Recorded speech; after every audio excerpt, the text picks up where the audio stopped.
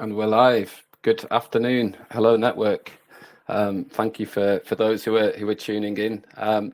Just me today. I think the last time I recorded this, I was on with Maurizio and with Sidi, and sat outside on my terrace in sunny Barcelona. Well, it's grey, cloudy, wet, and pretty windy. So that's not something you hear every too often. But yeah, I think it must have been something I said, but no one else wanted to join me today. But I hope that there are some of you tuning in to watch Salesforce LinkedIn Live.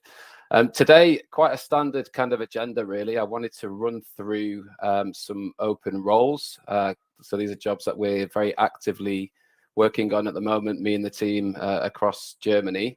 A little bit of a discussion about sort of trends or what we're potentially seeing in the market as well. And then just to, a topic that's been coming up quite recently in terms of conversations I've been having in the last couple of weeks.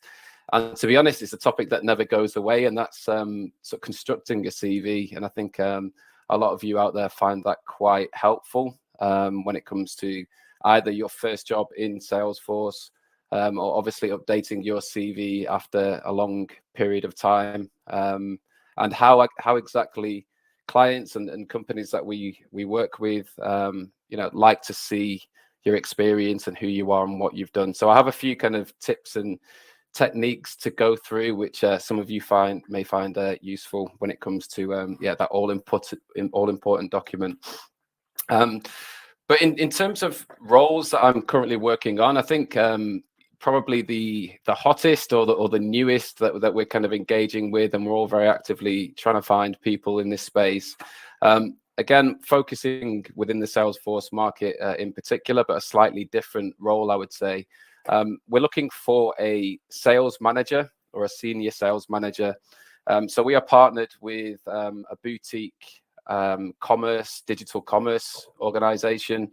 It's a global company. So they have obviously a presence in Germany and the DACH region, but they're based throughout the world. And essentially what they're looking for is a sales manager, somebody who can come on board and obviously promote and develop their business. So ideally, this person would have worked in Salesforce.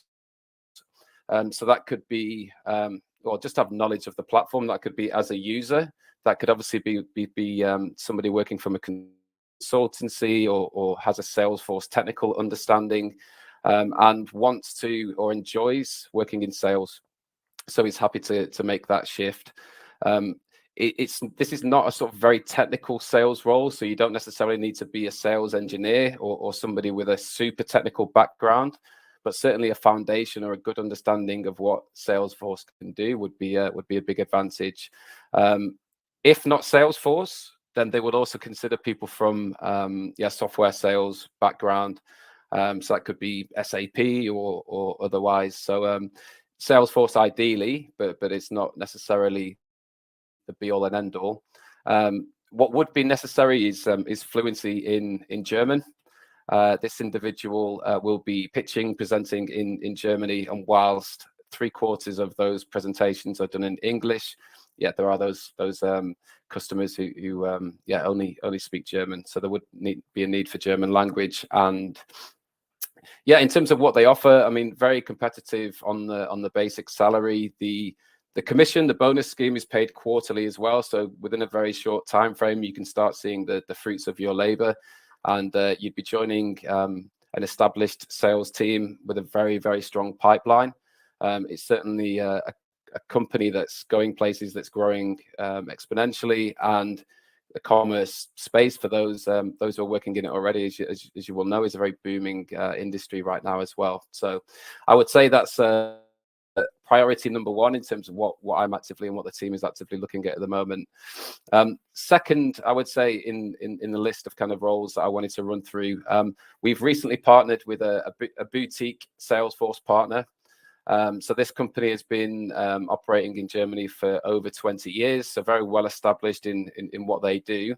And they're looking, they've recently received a lot of investment, so looking to, as most partners are, but looking to, double their team, double their size. So they're looking for consultants from junior level, so sort of 6 months to 1 year experience, right up to senior architects and obviously technical profiles. Sorry, my cat's just seen a fly and is hijacking this live link. Third to that, we also had recent discussions and a partnering with a logistics firm.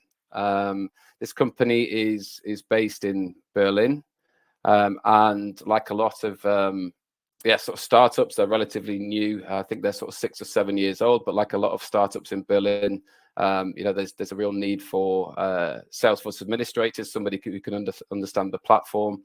I can work well within the team. They also need somebody with flow experience, which is kind of key for them. But the role is fully remote. Headquarters is in Berlin, but everybody's has that full flexibility and that full flex model. So again, that's quite a nice option. Staying in Berlin, we're also partnered with a medical services organization who are looking for somebody specializing in the marketing cloud space. So this individual would be working as a CRM manager, experience of marketing campaigns, marketing automation, email campaigns, to join a fastly growing company and to be part of the team there. Again, fully remote, time to time, visits to the office where necessary, more to socialize probably, or critical stages of the project. But another option that we're also looking at. We are working with 2 payment solutions companies, both within the Frankfurt area. And what we're seeing actually just more in general across the market at the moment, but certainly demonstrated by these 2 companies, is a real need for CPQ specialists. So that could be administrators, consultants, architects. Both these organizations are looking for people in the CPQ space. So it's whether that's as a business analyst, as a consultant, people who have experience of the product, or have an interest in maybe learning the product, but don't have too much knowledge, or perhaps have been on Trailhead and done bits and pieces, but are not all that knowledgeable, but really have a passion to learn. As I say, 2 needs: a business analyst and an administrator role. And one of those organizations is also looking for a lead developer. So this would need to be somebody obviously technically strong and can code and develop and knows the platforms very well, but also is a step above, just working as a developer. They also already have a very strong technical team, but somebody who can really understand the business needs, can influence the business, can push back where needed, and obviously can lead the team as well. So they're looking for those soft skills as well as that technical knowledge. Just talking more generally, as always, I'm always keen to speak with people in the MuleSoft space. So again, there's lots of options that I can run through, perhaps at a later date, of opportunities within MuleSoft. Definitely a growing and emerging market now in Germany and DACH as a whole. and marketing cloud as well. Increasingly, we're seeing a need from both consultancies and product-based firms for people with marketing automation, marketing cloud experience. So always keen to speak with people in these areas. And again, I would say, the core cloud Salesforce consultants, we're partnered with, sorry, my cat's going crazy again. We're partnered with a number of Salesforce partners who have ambitious growth plans as well. And so German speaking ideally, but certainly sort of from B1 level, I would say Salesforce consultants, people who've who perhaps are from a technical background and would like to get more on the business side, or people on the business side, who have a good understanding of the platform as well. Be always happy to connect and reach out to these type of people. So please do get in touch. I would also say, by extension, that we as a recruitment agency, this is what we do. We connect people, we move people from one company to another. We try and make a nice kind of match and keep everybody happy. But I would also say that we are, we're people first, and so we're very much about building relationships in the ecosystem, whether it's going to be something that pays off monetarily, or from somebody changing careers, or otherwise. So I'm always keen to speak with people who perhaps are looking for career advice, or looking for information about the market, or insights about their own personal development. Obviously, salary information. Are you being paid what you feel like you should be being paid? Is that relative to the market? So there's various other ways, and there's lots of other information that we can provide, aside from just telling you about which jobs we are working on, or trying to push you to change direction in your career. So again, I'm always open to speak with people, perhaps at the start of their Salesforce career, or even looking, thinking longer term about what direction they want to go in, to build that kind of long-term relationship. And whether it's something that, as I say, pays off by making a move or not, we are here as consultants and as people who can advise and provide information from the market. So I would say, following on from that, putting together a CV, whether it's, as I said earlier, your first role in Salesforce, whether you've been in the industry for a long time, is something that I think is always valuable information. So I thought I'd run through a couple of kind of tips and techniques.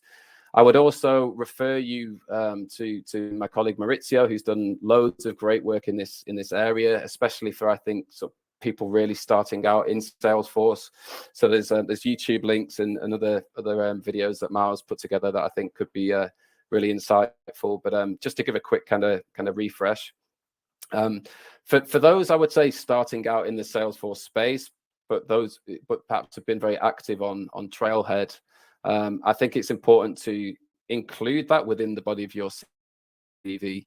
So if you are going from, working in one industry, or perhaps you've just graduated, but you want to get into Salesforce, I think to record your achievements on Salesforce, to perhaps even outline why you're looking to break into the industry, what attracts you to the industry, perhaps refer back in a kind of general overview of other technologies that you've worked with as well. I think that can always help, that when we present to companies, or when you're applying yourself, it's clear from your CV that it's tailored towards a Salesforce role, and you're kind of clear in your mind that that's what you want to do. So anything that can back that up in visual form on a CV is always helpful. I would also say, from outlining that when you're presenting the CV, you want to give a very concise overview of who you are, what you've achieved, and what you're ultimately looking to do. So I think it's from the beginning of a CV, 4 or 5 bullet points outlining exactly, as I say, sort of what you've been doing, what you would like to do, how you've assisted businesses that you've potentially worked with as well, without going into huge amounts of depth, but something that's going to grab attention from the beginning. And this is perhaps linked more towards consultants or contractors, or those who are working on more project-based work.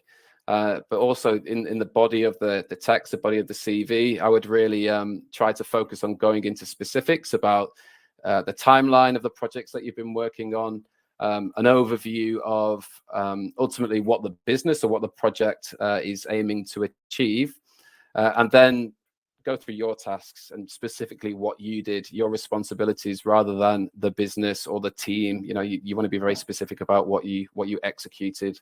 And I would say in terms of length, which again is another conversation that comes up, should my CV be 1 page long, 2 pages long? I've certainly, as working in recruitment for the number of years I have, come across CVs that can be, I don't know, 15, 20 pages long sometimes. So it's about striking that balance. Obviously, you don't want to sort of cut things too short. But by the same token, nobody wants to read a novel. So I would say that be as concise as you possibly can be. Really sort of strip it down to the key kind of responsibilities, the key executions, the key tasks that you performed. And I think something around sort of 3 or 4 pages generally should be sufficient. Anything longer than that, I think you run the risk of people not really going through the whole document. So I hope that was useful, just for a few kind of tips and techniques. And I think in the comments afterwards, I'll share some links to some additional documents and some guides and tips and some of the videos that Maurizio's put together that I mentioned earlier, which I think could be helpful. From me, that's everything. I'm going to go get some lunch because I haven't eaten yet, and I'm sure you've heard enough of my voice. I mean, I could start talking to the cat, but that's probably not what people are tuning in for. But otherwise, wish everyone a good afternoon. Hope everyone enjoyed the content, and look forward to seeing you all again soon. Thank you very much. Bye-bye.